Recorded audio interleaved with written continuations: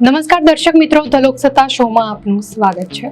સિંધુ ખીણની સભ્યતાનું પતન કેવી રીતે અને ક્યારે થયું તે પ્રશ્ન દાયકાઓથી ઇતિહાસકારો અને પુરાતત્વવિદો માટે એક વણ ઉકેલ્યું રહસ્ય રહ્યો છે।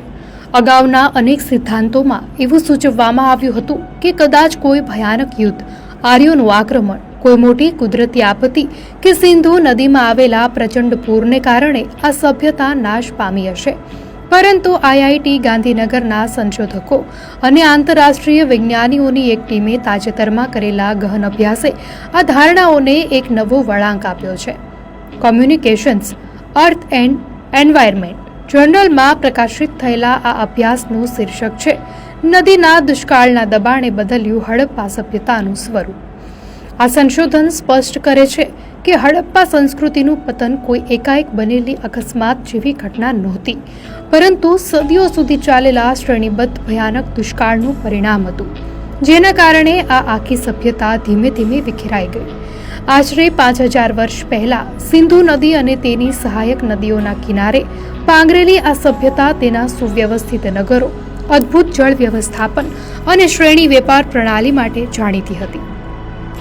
સિંધુ નદી આ સંસ્કૃતિની કરોડરજ્જુ સમાન હતી, જે ખેતી અને પરિવહન માટે સતત પાણી પૂરું પાડતી હતી। જો કે આ સંશોધન મુજબ આશરે 4500 થી 3900 વર્ષ પહેલાના ગાળામાં આ સભ્યતા પર કુદરતનો પ્રકોપ ઉતરી આવ્યો હતો। વૈજ્ઞાનિકોએ આધુનિક ક્લાઇમેટ મોડેલિંગ અને હાઇડ્રોલોજિકલ ડેટાનો ઉપયોગ કરીને શોધી કાઢ્યું છે કે હડપ્પાના ઉત્કર્ષ અને પતનના સમયગાળા વચ્ચે કુલ 4 મોટા અને અત્યંત ગંભીર દુષ્કાળ પડ્યા હતા। પ્રથમ દુષ્કાળ આજથી 4445 થી 4358 વર્ષ પહેલા, બીજો 4122 થી 4021 વર્ષ પહેલા અને સૌથી વધુ ઘાતક એવો ત્રીજો દુષ્કાળ 3826 થી 3663 વર્ષના ગાળામાં પડ્યો હતો, જ્યારે છેલ્લો ચોથો દુષ્કાળ 3531 થી 3418 વર્ષ પહેલા નોંધાયો હતો। આ અભ્યાસની સૌથી ચોંકાવનારી બાબત એ છે કે આમાંનો બીજો અને ત્રીજો દુષ્કાળ અનુક્રમે 102 અને 164 વર્ષ સુધી સતત ચાલ્યો હતો। આટલા લાંબા ગાળા સુધી વરસાદના અભાવને કારણે લગભગ 85% સભ્યતા પ્રભાવિત થઈ હતી। સંશોધનના મુખ્ય લેખક હિરેન સોલંકી જણાવે છે કે અગાઉના અભ્યાસો માત્ર જમીનના નમૂના કે જૂના વર્ષોના આધારે વરસાદ વધ્યો કે ઘટ્યો તેની માહિતી આપતા હતા, પરંતુ આ વખતે નદીઓના પ્રવાહના ડેટા પરથી તે સાબિત થયું છે કે વાર્ષિક વરસાદમાં 13% જેટલો મોટો ઘટાડો થયો હતો।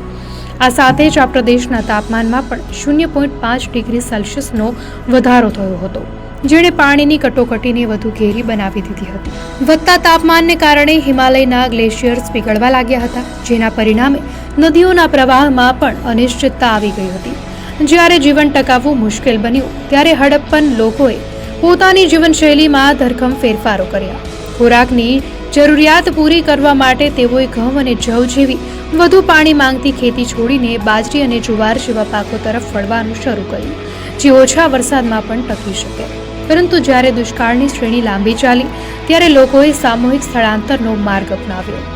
જે સભ્યતા પહેલા પશ્ચિમ અને મધ્ય ક્ષેત્રમાં કેન્દ્રિત હતી, તે ધીમે ધીમે પૂર્વ અને દક્ષિણ તરફ, એટલે કે આજના સૌરાષ્ટ્ર અને હિમાલયના નીચાણવાળા વિસ્તારો તરફ ખસવા લાગી। સૌરાષ્ટ્ર તરફ જવા પાછળનું કારણ એ હતું કે ત્યાં અન્ય વિસ્તારો કરતાં વરસાદની સ્થિતિ પ્રમાણમાં સારી હતી અને દરિયાઈ વેપારનું નેટવર્ક પણ સક્રિય હતું। આમ મોટા અને આયોજનબદ્ધ શહેરો ધીમે ધીમે નાના ગામડાઓમાં પરિવર્તિત થવા લાગ્યા અને છેવટે આ મહાન સભ્યતાના કેન્દ્રો ઉજ્જડ બની ગયા। પ્રોફેસર વિમલ મિશ્રાના જણાવ્યા અનુસાર શિયાળુ મોન્સૂનમાં થયેલો ઘટાડો ખેતી માટે અંતિમ ફટકો સાબિત થયો હતો।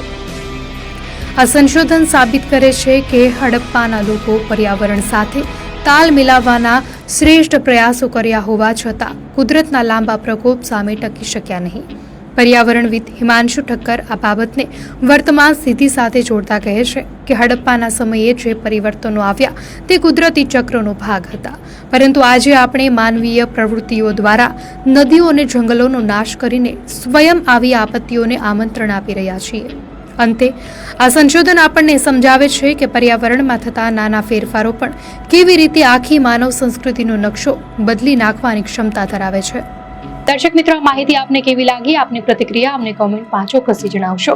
અને જો આપને આ વિડીયો સારો લાગ્યો હોય તો વિડીયોને લાઇક કરો અને ચેનલને સબસ્ક્રાઇબ કરો.